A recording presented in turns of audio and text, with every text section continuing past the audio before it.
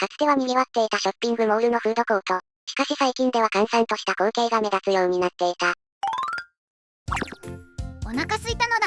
フードコートでなんか食べるのだ。あれ、なんか席は余ってるのに人が少ないのだ。あ、ずんだもん、どうしたの？ぼーっと立ってるけど。学ぶなのだ。ここのフードコートなんか変じゃね？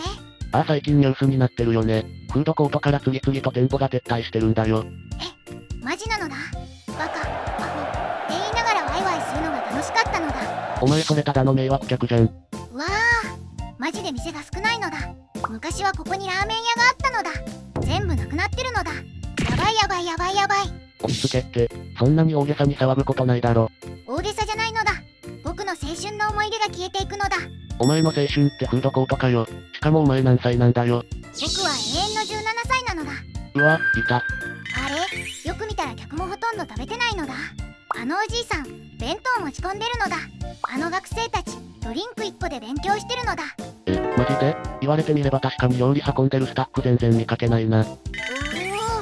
なんかとんでもないことに気づいちゃったのだ。ここフードコートじゃなくなってるのだ。お前落ち着けって。でも確かに言われてみれば変だな。よし、学ぶ。これは絶対調査するべきなのだ。はあ？また面倒なことに巻き込まれるのか。まずは SNS で話題になってる写真を見るのだ。そしてどんどん調査するのだ。こうしてずんだもんと学ぶのフードコート調査が始まった。ずんだもんと学ぶは近くのカフェに移動し SNS で話題になっている現象について調べ始めた。スマホ見せてほしいのだ。はいよ、ほら。ありがとうなのだ。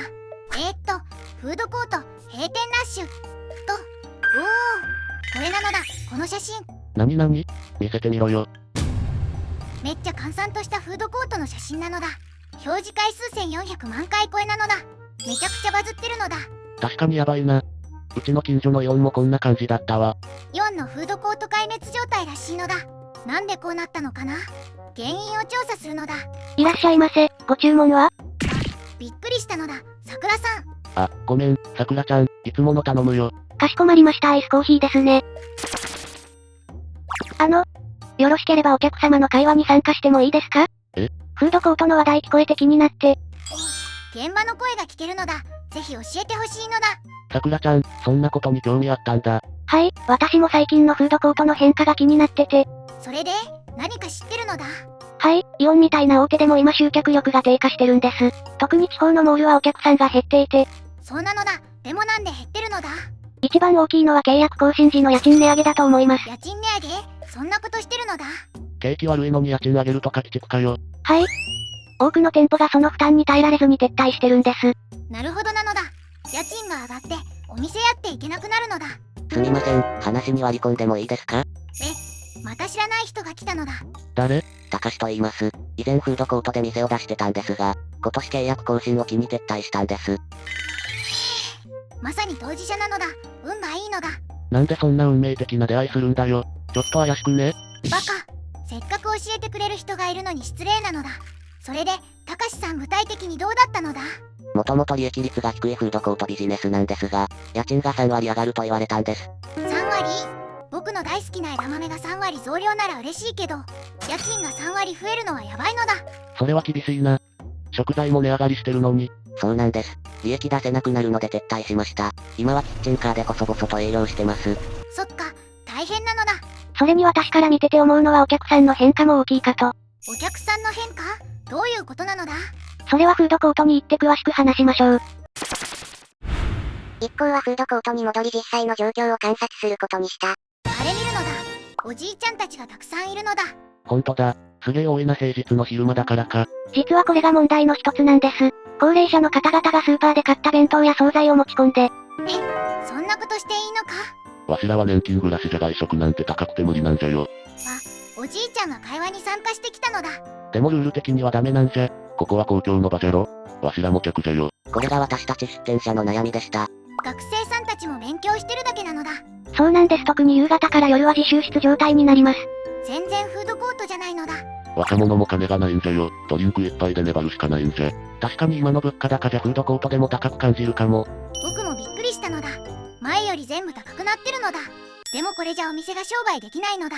フードコートの危機的状況を目の当たりにした一行だったが、この問題は単なる利用者のマナーだけではなく経済全体の問題が深く関わっていることが見えてきた。こんなに問題が山積みだったなんて知らなかったのだ。じゃあこれって単純な話じゃないんだな。そうなんです。経営側の事情もあるんですよ。話聞いてもいいですか？また知らない人が来たのだ。誰なのだ？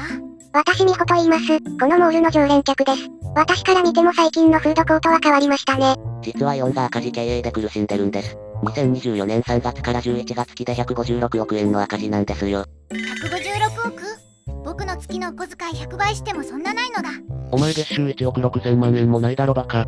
その結果、人件費削減やテナント賃料引き上げが進んでます。そうか、これって悪循環なのだ。やばいやばいやばい。そう、店が撤退、品揃え悪化、客足減少、さらに撤退という。私たち消費者にとっても選択肢が減って困るんですよね。フードコートの問題は単なる一時的な現象ではなく日本の経済状況や人口減少など様々な要因が絡み合っていた。なんとかしないといけないのだ。僕の思い出の場所なのだ。